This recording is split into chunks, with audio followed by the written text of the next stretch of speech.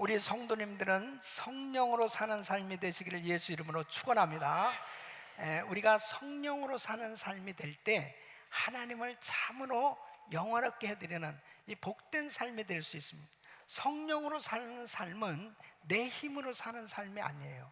하나님의 도우심, 하나님으로 사는, 하나님의 힘으로 사는, 성령의 능력으로 사는 삶이 바로 성령으로 사는 삶입니다.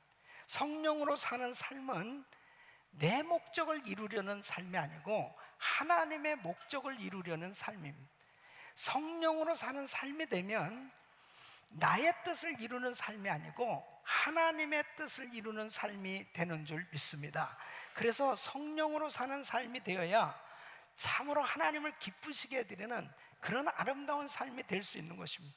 여러분, 성령으로 사는 삶이 될 때 바른 길로 갈 수가 있고 하나님께서 참 기뻐하시는 그런 은혜의 삶이 될 수 있는 것입니다. 우리 성도님들은 성령으로 사는 삶이 되시기를 축원합니다.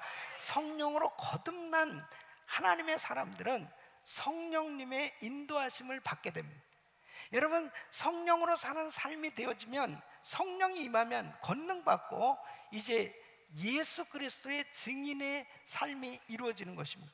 그래서 어디를 가도 예수님을 자랑하게 되고 예수님을 전하는 그런 삶이 되어지는 것입니다. 자신의 삶의 목표가 딱 정해집니다. 나는 이제 주를 위해서 그리스도를 전하는 그런 삶이 돼야 되겠다. 그래서 그렇게 삶이 시작되어지는데 그 삶의 내용은 성령님께서 늘 함께 하시는 그런 삶이 되어지는 것입니다. 여러분, 오늘 이 본문 말씀을 보면 무릇 하나님의 영으로 인도함을 받는 그들은 곧 하나님의 아들이라 그랬습니다. 성령으로 거듭난 하나님의 자녀들은 이제 성령님의 인도하심을 받으며 살게 됩니다. 성령님의 인도하심을 받는다는 것은 바로 성령님의 간섭하심을 받는 삶이 되는 것입니다. 그분께서 나를 붙드시고 그분과 동행하는 그런 삶이 되어지는 것입니다. 여러분, 내가 그 주님과 동행하는 삶이 된다면 이 험난한 세상 가운데서도 날마다 하나님의 은혜 가운데 승리하는 삶이 될 수 있는 줄로 믿습니다. 우리 주님이 가이드해 주시는 삶이 되어보세요. 정말 우리는 내일 일을 알지 못하고 살아가고 있지 않습니까? 한치 앞의 일도 알지 못하고 살아가고 있어요. 그런데 우리 성령님께서 나의 삶을 간섭해 주시고 그분이 나와 동행해 주신다면 얼마나 축복된 그런 삶이 될 수 있겠습니까? 여러분, 사도 바울의 일생을 보면 정말 성령님과 동행하는 그런 삶이 됐던 걸 볼 수 있습니다. 이 사도 바울은 다메섹 도상에서 주님을 만나고 그리고 아나니아라는 제자를 통해서 성령 세례를 받고 난 다음에 성령께 이끌리는 그런 삶이 되었습니다. 그리고 안디옥 교회에서 목회를 하고 또 성령님께서 이제 너는 선교사로 가라. 그래서 바울과 바나바가 함께 이 선교사로 떠납니다. 이 파송받고 그의 선교사의 사역을 보면 전부 성령님께서 구체적으로 간섭하셔서 그의 일생을 이끄셨던 걸 볼 수 있습니다. 세계 선교를 위해서 위대하게 쓰임받는 그의 일생이 하나님 나라 가기까지 너무나 구체적으로 성령님께서 이 사도 바울의 삶을 주관해 주셨던 걸 볼 수 있습니다. 여러분, 우리의 일생이 정말 우리 성령님이 우리를 다스리시고 계시고 주관하고 계시고 이끄시고 계시는 이러한 구체적으로 주님의 도우심을 받는 삶이 된다면 우리의 일생도 우리의 남은 생에도 빛나는 그런 복된 삶이 될 수 있을 줄로 믿습니다. 그래서 성령님은 성도 한 사람 한 사람을 하나님의 자녀들 구체적으로 인도하고 계신데 어떻게 인도하시나 하는 것입니다. 여러분, 오늘 이 말씀을 들으시면서 내가 어떻게 성령님의 인도하심을 받고 있는지 또 어떤 것이 성령님의 인도하심인지를 잘 말씀을 통해서 분별하시고 여러분 모두가 성령님의 도심을 받으며 승리하는 삶이 되기를 예수 이름으로 축원합니다. 성령님께서는 하나님의 말씀을 통해서 우리를 인도하십니다. 여러분, 요한복음 14장 26절 보면 보혜사 곧 아버지께서 내 이름으로 보내실 성령, 그가 너희에게 모든 것을 가르치시고 내가 너희에게 말한 모든 것을 생각나게 하시리라. 그래서 매일 우리가 읽는 하나님의 말씀, 그리고 이렇게 듣는 설교 말씀들, 그리고 내가 성경 말씀을 암송하는 이런 암송해 두었던 말씀들이 어느 순간에 이 말씀이 떠오르는 거예요. 어떤 사건 가운데 하나님께서, 성령님께서 이 말씀을 떠오르게 해주십니다. 그리고 그 말씀으로 나를 인도해 주시는 걸 볼 수 있습니다. 그래서 하나님의 말씀은 정말 우리를 가장 주님께서 기뻐하시는 그 은혜의 자리로 인도하시는 최고의 방법인 것입니다. 하나님의 자녀에게 있어서 가장 큰 축복은 하나님의 말씀을 통해서 인도함을 받는 겁니다. 여러분, 제가 예수 믿고 난 다음에 저에게 참 많은 참 시험과 어려움이 있었습니다. 때로는 내가 어떻게 살아야 될까 하는 그런 그 갈림길 내지는 혼란스러운 그런 일들도 저에게 있었어요. 근데 그때마다 하나님의 말씀이 저를 붙들어 주시고 이끌어 주신 그러한 은혜를 항상 체험하면서 지금까지 살고 있습니다. 저는 미국에 유학 올 때 두 친구들하고 같이 왔습니다. 한 친구는 목사님 아들이고 한 친구는 불신자예요. 그 제가 예수님을 만나고 저는 이제 전공을 바꿔서 제가 신학교를 가게 됐습니다. 저에게 예수를 믿고 난 다음에는 나의 삶에 참 여러 가지 어려운 일들이 많이 있었다고 볼 수 있죠. 왜? 제가 하던 공부를 포기하니까 그 다음부터는 모든 걸 다시 새롭게 시작해야 됐습니다. 근데 우리 친구들은 자기들이 공부한 것을 그대로 했어요. 몇 년이 지났어요. 지나고서 그 불신자인 친구가 저를 초청을 했습니다. 그래서 그 집에 가서 몇 년 만에 같이 만나게 됐는데 이 친구는 이제 학교를 졸업했어요. 그리고 결혼도 했어요. 그리고 영주권도 받았어요. 또 좋은 사업장도 갖게 됐어요. 그리고 모든 것이 다 열려졌더라고요. 근데 나는 결혼도 못했어요. 영주권도 없어요. 그리고 그냥 가난한 신학생이 돼가지고 아무것도 없는 거예요. 그런데 그 집에 가니까 친구들하고 우리 동문들이 모였는데 술상을 쫙 봐놨어요. 그리고 나보러 그렇게 이야기합니다. 돌아오라고 나한테 얘기하는 거예요. 그 나는 내가 그 앞에서 담대하게 이렇게 전했습니다. 너희들이 앞으로 나를 보고 하나님이 살아계심을 알게 될 것이다 그랬어요. 그러고서 그 자리를 나왔거든요. 그래서 자동차를 딱 탔는데 갑자기 이런 생각이 드는 거예요. 나 망한 거 아니야? 그 앞에서는 분명히 예수님 전하고 큰 소리 쳤는데 현실은 진짜 아무것도 없는 거예요. 그 이제 집으로 돌아왔는데 집이라고 해봐야 제가 거처하고 있던 곳은 교회에 편집실에 구석된 골방에 제가 거하고 있었습니다. 그 방에 와가지고 가만히 앉아 있는데 참 그렇게 내가 초라할 수가 없어요.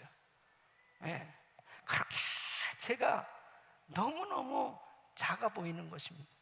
나는 진짜 아무것도 없는 거예요. 그 가운데서 눈을 감았는데 하나님께서 말씀을 아주 또렷하게 떠오르게 해주시는데 잠언 23장 17절로 18절 이 말씀을 너무나 분명하게 저한테 딱 들려주시는 거예요. 우리 한번 같이 읽어보겠습니다. 시작.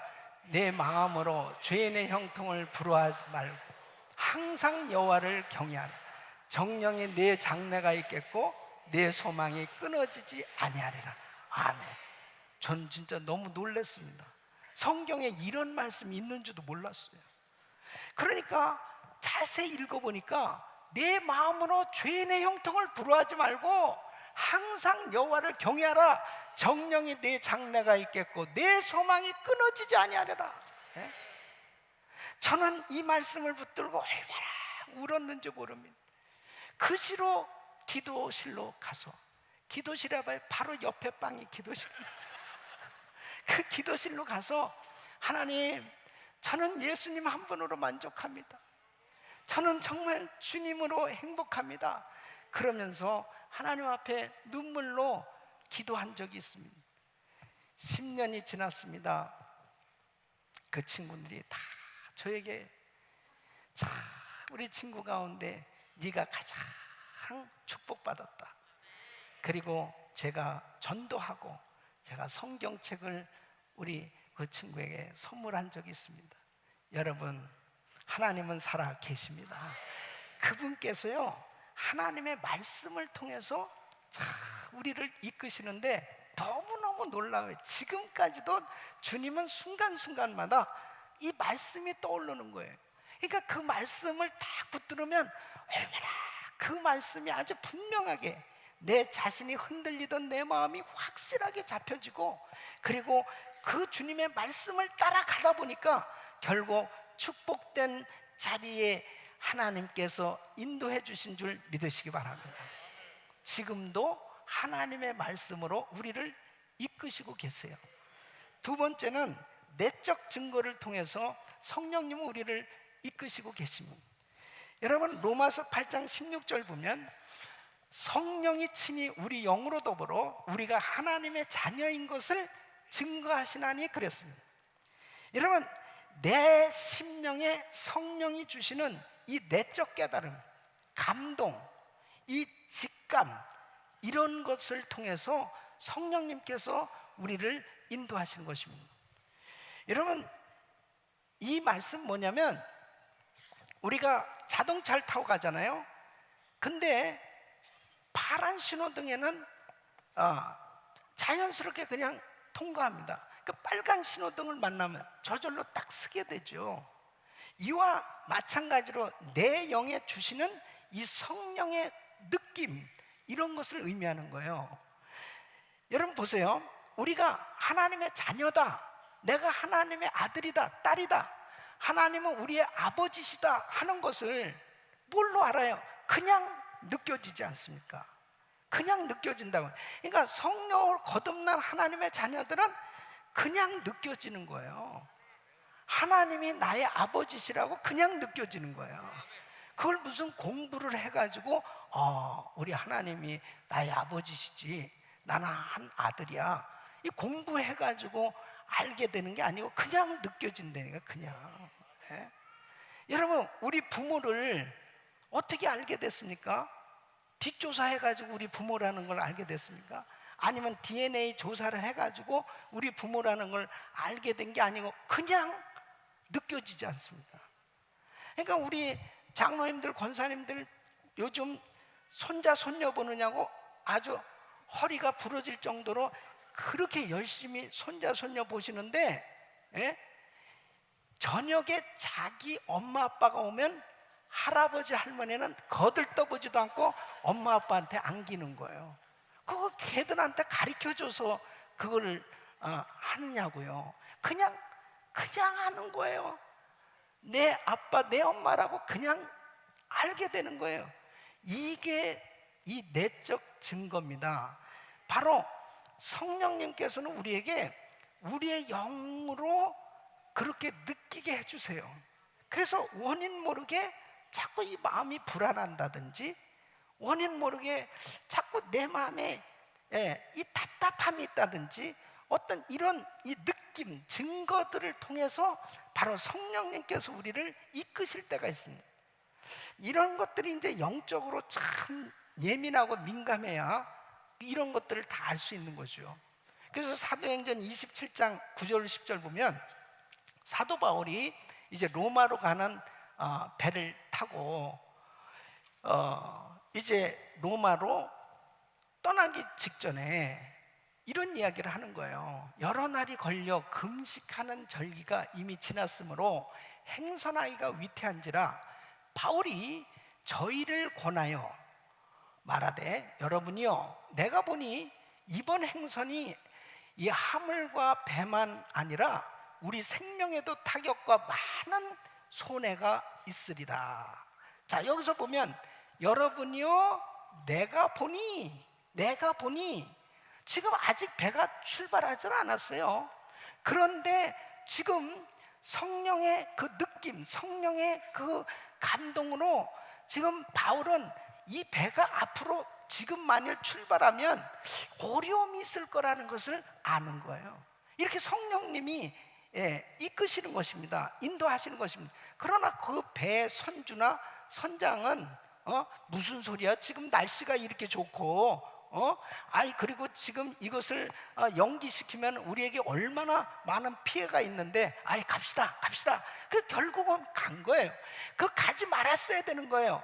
그랬는데 결국 가다가 유라굴라 태풍을 만나고 배가 파손되고 엄청난 어려움을 겪잖아요. 보십시오. 하나님의 사람들, 성령으로 거듭난 성령 충만한 사람들은 벌써 성령께서 이 내적 증거를 통해서 우리를 이끄시고 인도해 주시는 걸 볼 수 있습니다. 우리가 어떤 결정을 두고 기도할 때도 역시 마찬가지입니다. 그때 성령님께서 내 영에 증거를 주세요. 느낌을 주신단 말이에요. 요한 웨슬레 목사님이 이 미국에 선교사로 왔었습니다. 조지아주에 선교사로 와서 사역을 했는데 32살 때예요. 그때까지 결혼을 못하고 있었습니다. 근데 자기가 정말 좋아하는 사람이 생겼어요. 그래서 막 결혼을 하고 싶어 했어요. 근데 주변 사람들이 막 말리는 거예요. 너는 바울과 같이 살아라. 독신이 좋다. 자기 일이 아니라고 남의 일을 그렇게 막 방해를 하는 거예요.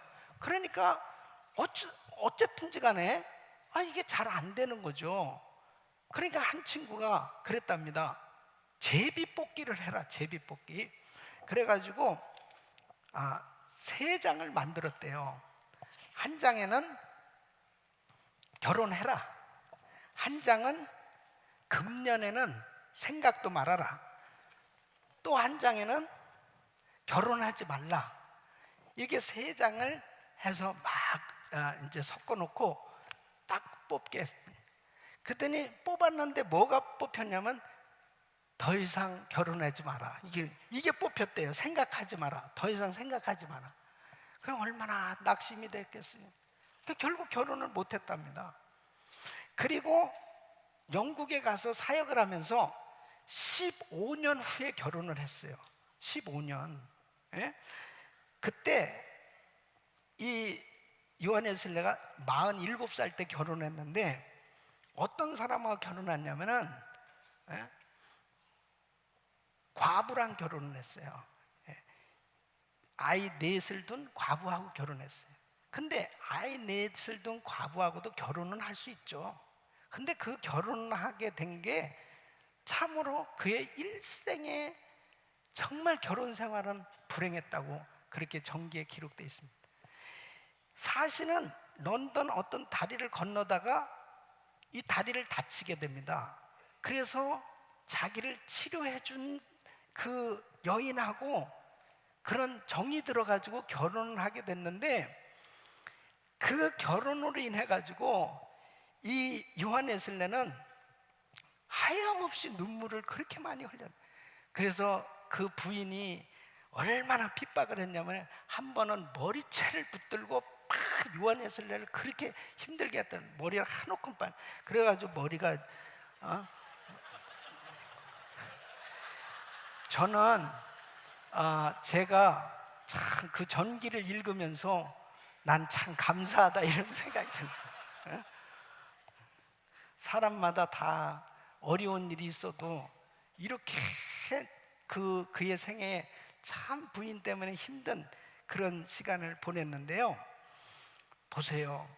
결혼을 그런 식으로 그냥 제비를 뽑아가지고 내지는 그냥 자기 생각대로 그렇게 했을 때 결국 하나님께서는 다 예비하시고 인도해 놓으셨던 것을 다 놓친 거예요.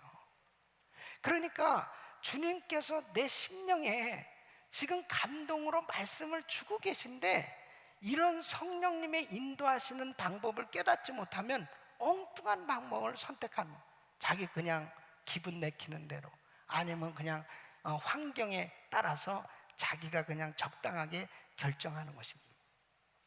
존 버년 목사님이 영국 국교에 반한 그런 설교를 했다는 이유로 감옥에 갇혔습니다. 그 감옥에 갇혀 있는데 그 간수장하고 좋은 관계가 되었답니다. 그 간수장이 목사님 가족이라도 좀 만나고 오시죠. 그래서 너무너무 고맙잖아요. 그래서 가족을 만나러 갔답니다. 만나러 가는데 다시 돌아왔대요. 그 간수장이 아니 왜 돌아오셨습니까? 내가 이게 가는데 영 마음이 불편해서 이 길이 주님이 기뻐하시는 길이 아닌 것 같아서 내가 다시 돌아왔다는. 그러니까 성령님이 이 마음에 막 불편함을 주는 거예요. 근데 1시간 후에 국왕이 존 버년을 만나기 위해서 그 감옥에 찾아왔다는 거예요. 만일 그때 정말 그냥 집에 갔었으면 간수장이고 존 버년이고 다 죽는 거죠. 자기 앞뒤를 알지 못했지만 성령님은 아셨다는 거예요. 그러니까 때로는 우리에게 이러한 그 내적 증거를 통해서 우리를 인도하시는 것을 볼 수 있습니다. 세 번째는 영음입니다. 이 영음은 뭐냐? 마음속에 누가 말씀하신 것처럼 들리는 거예요. 여러분 사도행전 8장 26절에 보면 이제 이 빌립에게 성령께서 말씀을 하십니다. 자, 일어나서 남으로 향하여 예루살렘에서 가사로 내려가는 길까지 가라 하니 그 길은 광야라 그러는. 이 광야에 왜 가게 하셨을까? 예? 가서 보니까 그 에티오피아 여왕의 국고를 맡은 이 내시가 굉장히 높은 관리죠. 이 사람이 예루살렘에서 예배를 드리고 이제 내려가는 길이었습니다.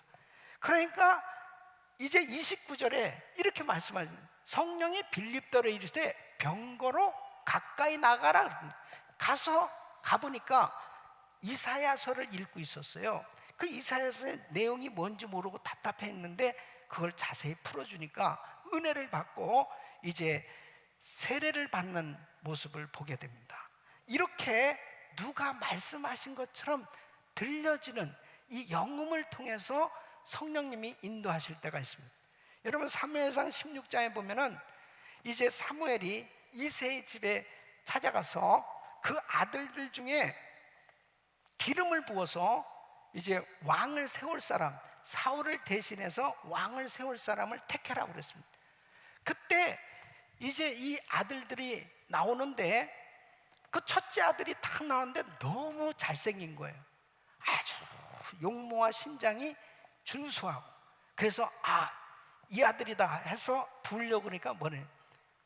나 여호와는 용모와 신장을 보지 아니하고 그 중심을 보느니라. 그러면서 아니라는 거예요.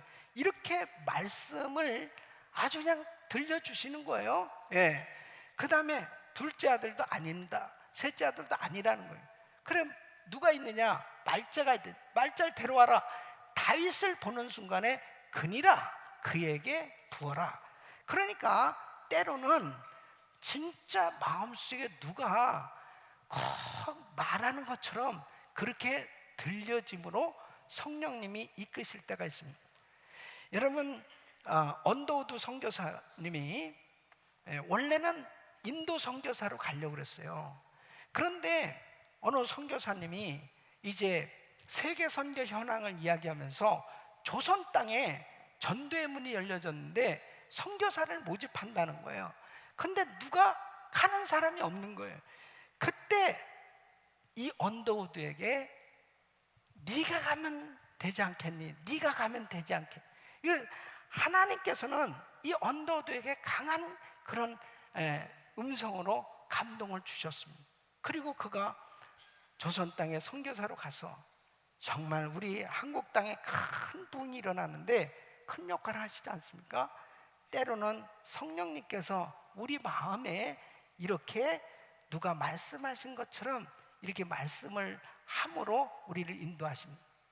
저에게도 참 이런 일들이 지금까지 제 생애에 큰 변화가 일어나는 그런 사역에 아주 중요한 고비고비 때마다 주님께서 영음을 통해서 인도하실 때가 있었습니다.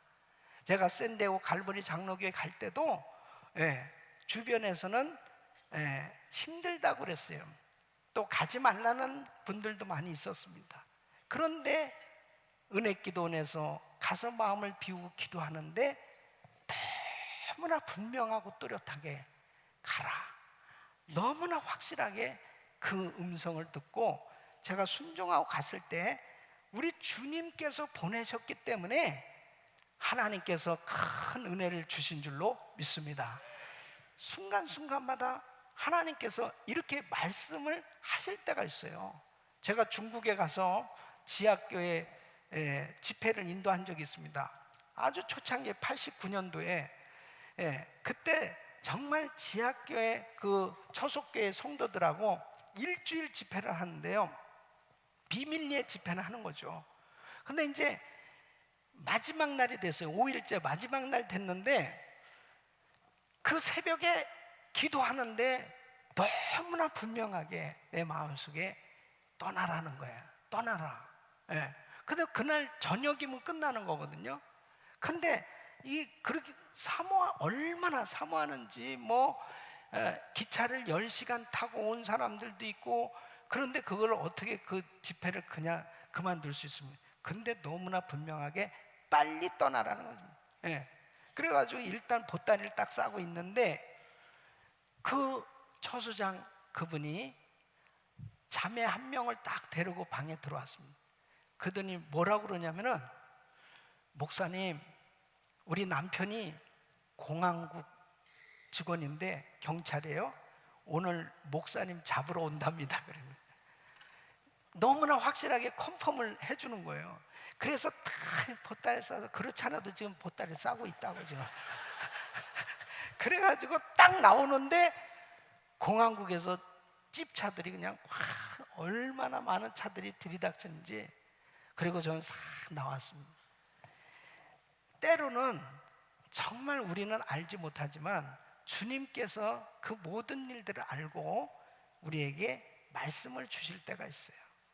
하나님께서 이 성전을 건축할 때도 역시 마찬가지고요, 지금까지도 이렇게 보면은 순간순간마다 너무나 누가 아주 자상하게 얘기해 주는 것처럼 그렇게 말씀을 주실 때, 그렇게 하나님께서 말씀을 주시면 반드시 하나님의 축복이 임하는 줄로 믿습니다.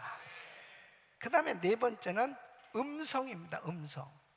여러분, 이 영음은 내 영에 주시는 이 말씀이지만, 이 음성은 너무나 큰 소리로 분명하게 들려지는 그런 소리예요. 이러한 음성을 들은 사람은 사도행전 9장에 보면 바울입니다.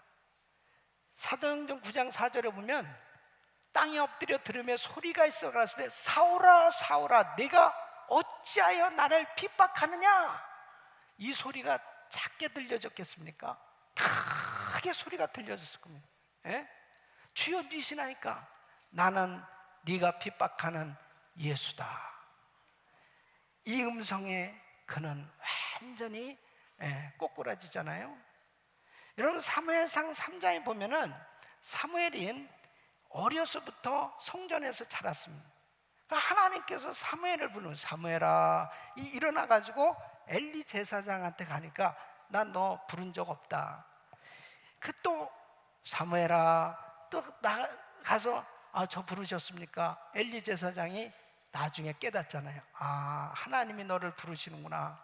하나님이 또 부르시면은 너 이렇게 대답해. 주의 종이 여기 있습니다.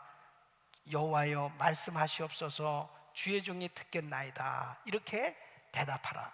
그 하나님의 음성을 듣는 모습을 보게 됩니다.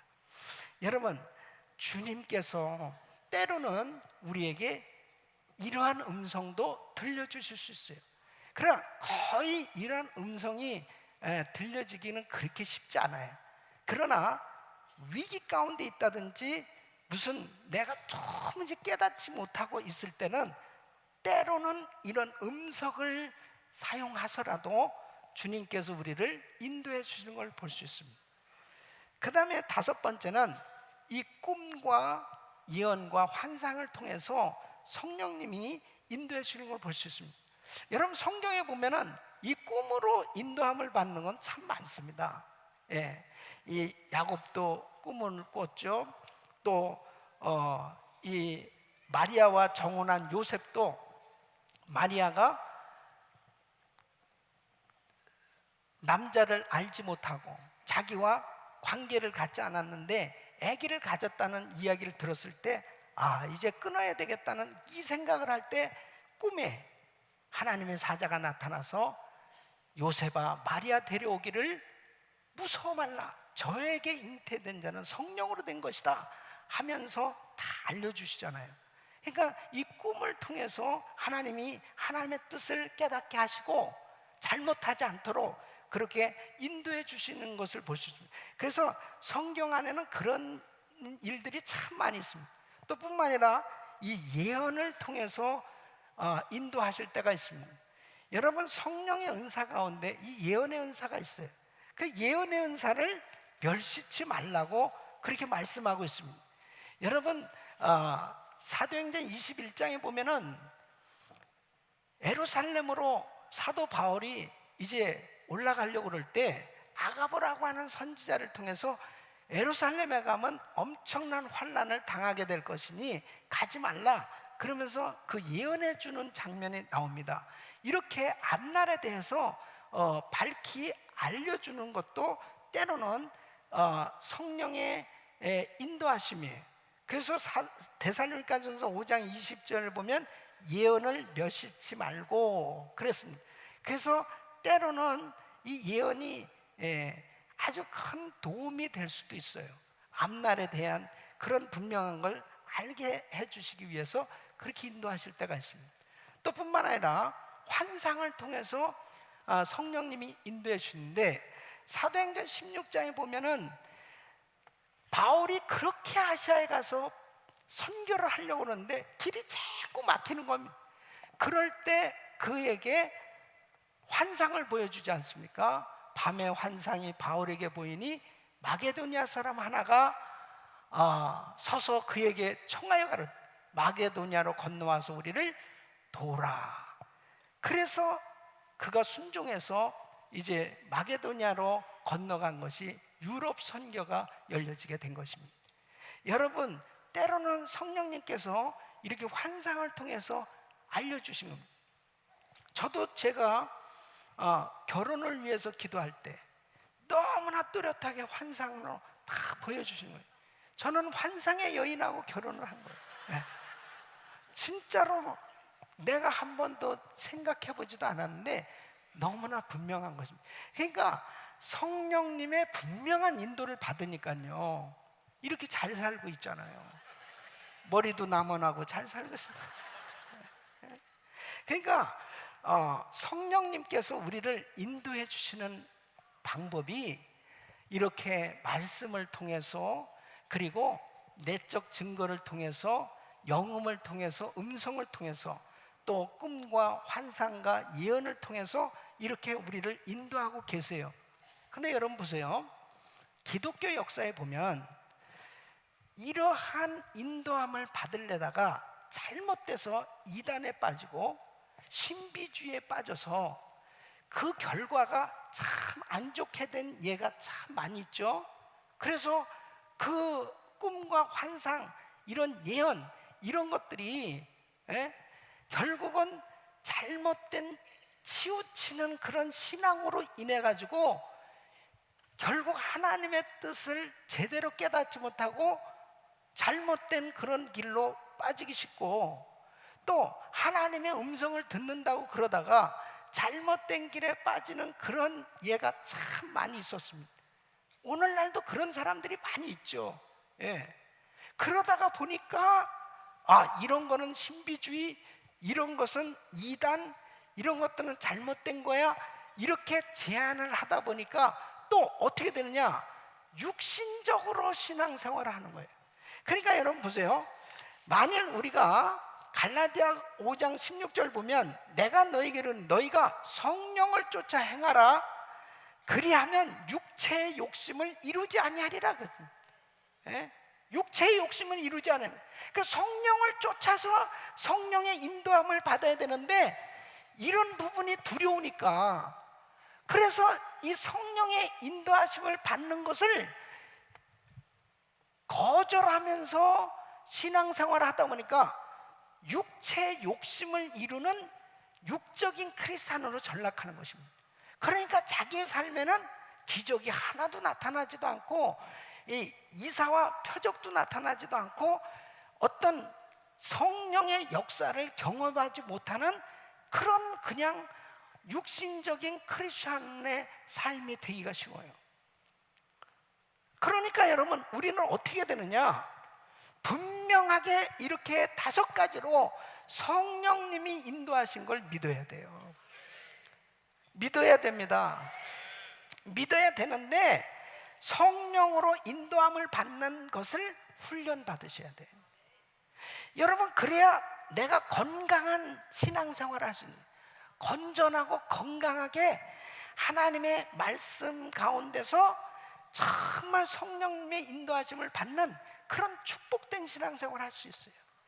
이 안전장치를 여러분이 아셔야 되는데, 정말 여러분이 신앙생활하면서 이런 영적인 눈이 열려져서 바로 성령님이 지금 나하고 함께하고 계시고 그분께서 나를 아주 구체적으로 인도하고 계시는 이 놀라운 은혜를 날마다 경험할 수 있기를 예수 이름으로 축원합니다. 축원합니다. 그렇게 성령으로 인도함을 받는 이 훈련을 받으셔야 되는데, 이렇게 건강하게 정말 하나님이 축복하시는 은혜 가운데 성령의 인도하심을 받는 삶이 되려면, 첫째, 매일 말씀을 묵상하셔야 돼요. 매일 말씀을 읽으셔야 돼요. 여러분 보세요. 아무리 꿈, 예언, 환상을 보았다 하더라도 하나님의 말씀에 벗어난 건 다 버려야 됩니다. 믿습니까? 하나님의 말씀에 없는 건 다 버려야 돼요. 잘못된 사람들이 뭐냐, 하나님의 말씀보다 이런 예언, 환상, 꿈, 은사를 그 위에다 놓을 때 그게 이단이 되는 거예요. 그러니까 하나님의 말씀에서 벗어나면 그건 다 버리란 말이에요. 그런데 문제는 뭐예요? 말씀을 알아야죠. 말씀을 모르니 분별이 잘 안 된단 말이에요. 그래서 우리가 금년도에 성경 읽기를 하면서 지금 어떤 분들은 벌써 10독이 넘은 분도 있어요. 그러니까 성경을 최소한 진짜 한 번은 읽어야 되지 않겠어요? 어떤 분은 교회를 그렇게 오래 다니는데 성경을 진짜 덮어놓고 믿는 거예요. 덮어놓은 거 알죠? 덮어놓은 거. 하나도 안 읽어. 그러니 어떻게 성령님의 인도함을 받겠습니까? 성경 모르고 기도 많이 하면 진짜 위험한 겁니다. 성경 모르면서 기도 많이 하잖아요. 뭘 자꾸 봤다고 그러는 거예요. 진짜 잠잠하라, 잠잠하라 좀. 제발 말리고 싶은 거예요. 이거 진짜 위험한 거예요. 뭐 자꾸 들었다고 그러고, 자꾸 봤다고 그러고, 근데 성경을 하나도 몰라. 여러분, 성경은 완전 계시된 하나님의 말씀이에요. 그렇기 때문에 이 성경을 알아야 돼요. 그래서 성경을 매일같이 묵상하셔야 됩니다. 계속. 이건 저는 제가 안전할 수 있는 게 뭐겠어요? 창세기부터 요한계시록까지 이 말씀을 아니까, 이 말씀이 내 심령 속에 새겨져 있으니까 어떤 사건이 있으면 말씀이 딱 떠오르는 거예요. 그 말씀을 붙들으니까 승리하는 겁니다, 여러분. 그리고 분별이 딱 되는 거예요. 아, 이것은 하나님의 뜻이다. 아니, 이게 딱 분별이 되는. 그러니까 여호수아서 1장 8절에 보면 이 율법책을 네 입에서 떠나지 말게 하며 주야로 그것을 묵상하여 그 가운데 기록한 대로 다 지켜 행하라. 그리하면 내 길이 평탄하게 될 것이라 내가 형통하리라. 그래서 여러분 보세요. 우리 교인들이 요즘 얼마나 큰 축복을 받고 있냐면요, 성경 읽고 있죠. 그 다음에 성경방 거기에서 지금 구약을 읽으면서 공부하고 있잖아요. 그 내비게이션을 따라서 구약을 읽으니까 많은 분들이 이런 말씀을 합니다. 목사님, 진짜 구약을 이렇게 공부해 본 적이 처음입니다. 이 구약의 성경을 읽으면서 이게 뭘까 그랬는데 다 그 배경과 그런 내용들을 알면서 읽으니까 너무 열려지기 시작하는 거예요. 예. 그 이제 다음 달은 또 신약을 또 세미나를 하고 신약을 읽거든요. 적어도 신구약에 대해서 공부를 하고 이렇게 완전히 읽고 나면 그 다음부터는 아주 확 열려지기 시작하는 겁니다. 할렐루야. 그 다음에 매일같이 우리 큐티 하잖아요. 이렇게 말씀을 계속 접하시고 말씀을 묵상하고 말씀을 암송하고 말씀을 읽으면 그 다음부터는 성령님의 인도하심을 받는 게 너무 행복한 거예요.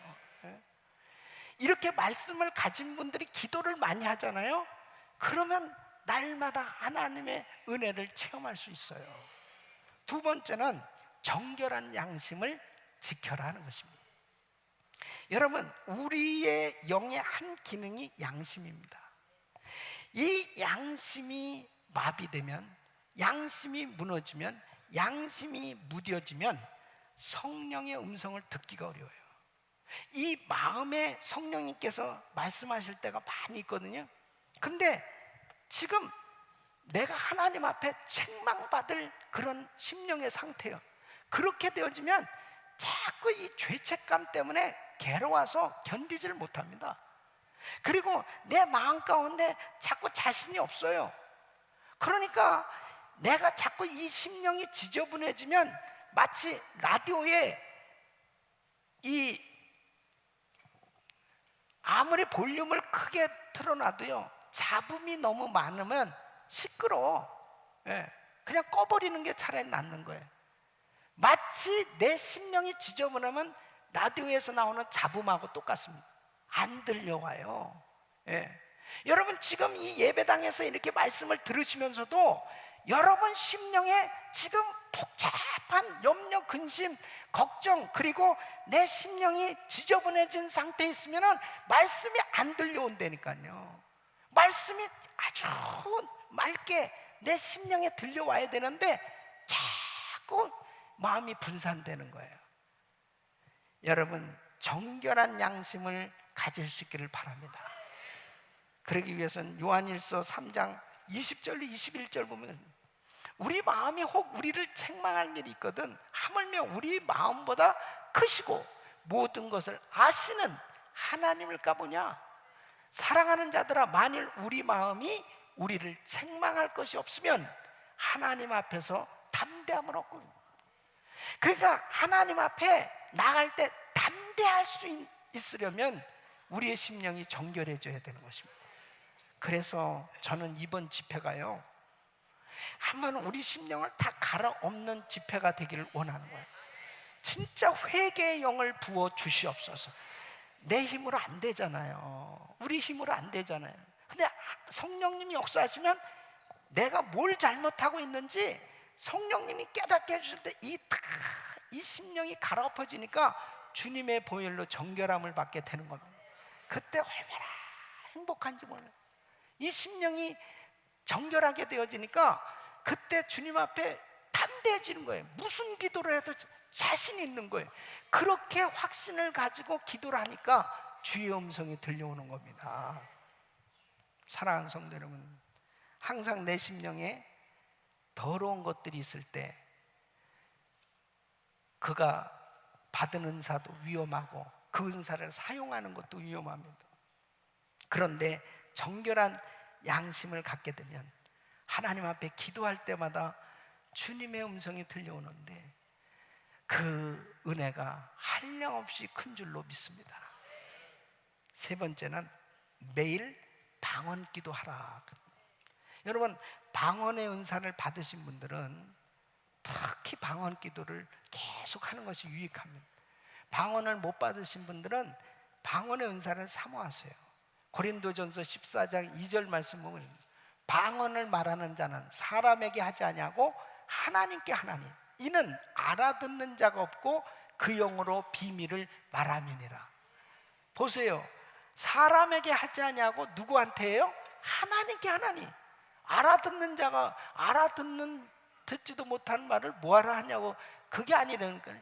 그 영으로 비밀을 누구한테? 하나님께 말하는 것입니다. 영으로. 예.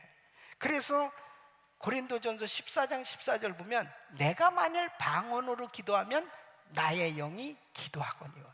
영으로 기도하는. 그러니까 영으로 만일 여러분이 매일 방언을 1시간씩 이상 부르짖고 기도하잖아요. 그러면 이 영이 밝아질 뿐 아니라 영이 강해지는 거예요. 그러면 영적으로 막 열려지기 시작하는 거예요. 할렐루야. 영적인 사람이 된다니까요. 영적인 사람. 그 영적으로 민감한 사람이 되는 거예요. 그러면서 주님이 이렇게 말씀하시구나, 이런 것들이 막 깨달아지고 그 다음에 이 심령이 살아나요. 그래서 그 심령에 성령의 감동을 받는 그런 신앙생활이 될 수 있단 말이에요. 할렐루야. 네 번째는 매일 주님을 기다리라는 것입니다. 여러분, 주님을 사모하시기를 바랍니다. 사랑하는 사람에게는 정말 귀를 기울이잖아요. 무슨 말씀을 하는지 귀를 기울이잖아요. 아니, 사랑하는 사람들끼리는 그냥 코를 맞대고도 더 듣고 싶어져요. 더 듣고 싶어져요. 주님을 그렇게 사모해 보세요.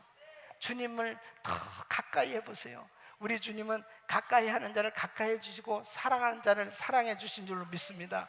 그럴 때 주님의 음성이 들려오는 거예요. 하나님의 그 놀라운 은혜를 받게 됩니다. 사랑하는 성도 여러분, 사도행전 13장에 보면 안디옥 교회 성도들에게 하나님께서 은혜를 주셨습니다. 성령님께서 너희들 금식해라, 그리고 바울과 바나바를 따로 세워라, 그리고 그들을 파송해라. 하나님께서 그 교회에 은혜를 주신 그 이유가 뭔지 압니까? 그들은 하나님 앞에 예배드리며 늘 하나님의 은혜를 사모하는 그러한 신앙생활을 했기 때문에 하나님께서 그들에게 은혜를 주신 줄로 믿습니다. 우리 사랑하는 성도 여러분, 이것은 하루아침에 되지는 않아요. 그렇지만 오늘 제가 가르쳐 드린 이 순서대로 여러분들이 매일같이 이렇게 계속 훈련을 해보세요. 끊임없이 매일 말씀을 묵상하시고, 그리고 내 자신을 늘 정결한 양심을 가지려고 늘 회개하고 내 자신을 깨끗게 하고, 그리고 영으로 기도할 수 있도록 계속해서 간절하게 하나님 앞에 기도를 하고, 그리고 예배를 드릴 때마다 항상 사모하는 마음으로 하나님 앞에 나와서 그 주의 음성을 들으려고 하는 그 자세로 정말 열심히 그 하나님의 말씀을 경청하려는 그런 자세로 하나님을 섬기면 성령님은 지금도 저하고 함께하고 계신 걸 믿으시기 바랍니다. 우리하고 함께하고 계신 그분께서 얼마나 자상하고 얼마나 섬세하게 우리를 인도하고 계신지 몰라요.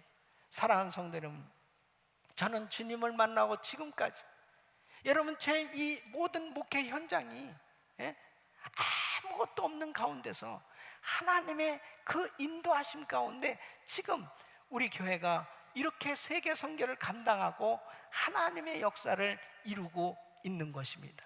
이것은 하나님이 하시는 줄로 믿습니다. 우리 귀한 성도 여러분, 성령님께 민감하세요. 성령으로 사시기를 예수 이름으로 축원합니다. 예수 이름으로 축원합니다. 이번 집회는 바로 우리의 심령을 다 걸어엎고 영적으로 열려지는 집회가 되어서 하나님을 만나고 그 주님의 은혜 가운데 감격하는 그런 은혜가 넘치는 성회가 될 줄로 믿습니다. 여러분 모두에게 이런 은혜가 임하기를 예수 이름으로 축원합니다.